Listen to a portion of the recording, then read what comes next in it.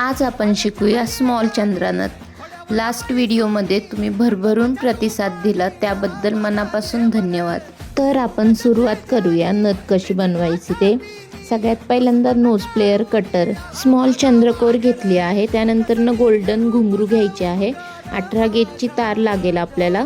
त्यानंतर आपल्याला नोज प्लेयरच्या साहाय्याने त्याला राऊंड करून घ्यायचं आहे। जसा चंद्राचा शेप आहे तसा आपल्याला राऊंड करून घ्यायचं आहे। त्यानंतर 0.3 mm ची वायर घ्यायची आहे। आपल्याला ती 2 किंवा 3 वेळा राऊंड करायची आहे।